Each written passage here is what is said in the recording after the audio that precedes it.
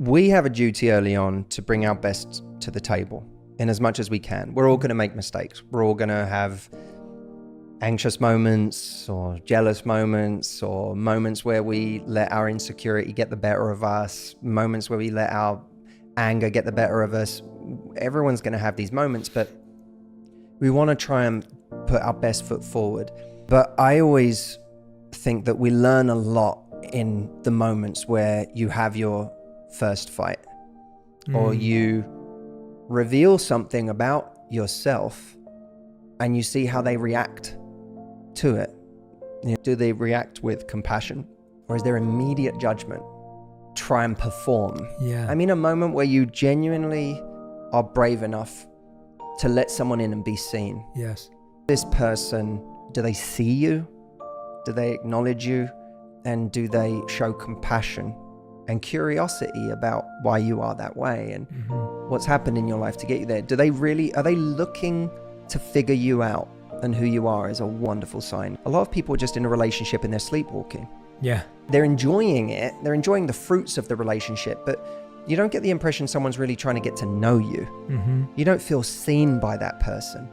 The person who's actually asking questions of you, the person who's looking to understand the good and the bad in you, and who elevates the good and soothes the bad, that's something very beautiful to look out for.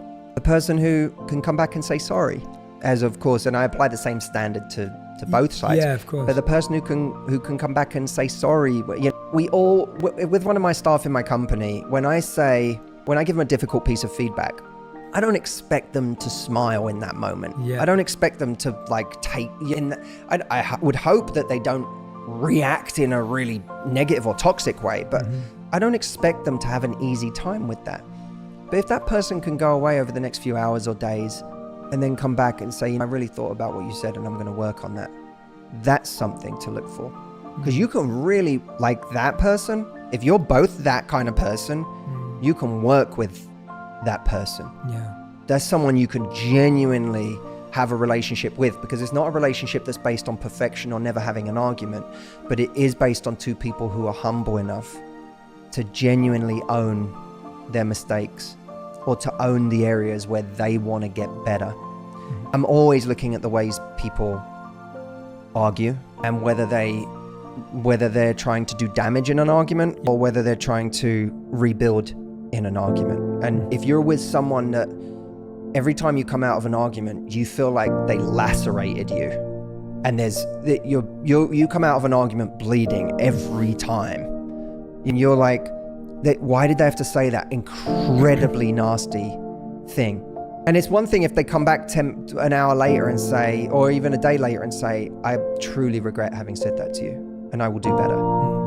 But if they won't even acknowledge that that was a really toxic way to have an argument and that was a really nasty thing to say, then that's a problem. Because this is a relationship that's not going to soothe you. It's going to create more and more wounds. So that, I would say, is an important thing, is when we give a little more energy in dating and say, you know what, this person who I've known for 5 minutes, maybe I'm not feeling much energy here, but I'm just going to give some energy. I'm going to give an amount of energy I'm willing to lose, right? That's a key way of looking at it. Yeah. What you don't do is you keep trying with someone who's not giving you equal energy back. Yes. That then becomes masochistic. Right. But giving an amount of energy you're willing to lose. I always think about that in every interaction. That's so true, yeah. Give an amount you don't mind losing. Yeah. It's like going into the casino and playing like roulette. It's like, all right, I'm in Vegas.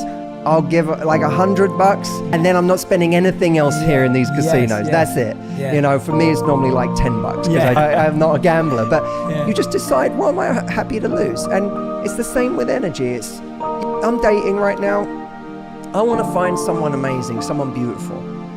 I'm going to give to everyone I interact with an amount of energy I don't mind losing. People aren't experiencing, for a lot of people, they're not experiencing what they see as an endless ocean of choice. What they're experiencing is an endless ocean of disappointment. Wow. Of constantly talking to people with it not going anywhere. Wow. Being ghosted. Talking to someone and that person never actually takes them up on going on a date. So it's like we're living a computer game version of dating, but I'm not actually meeting up in real life.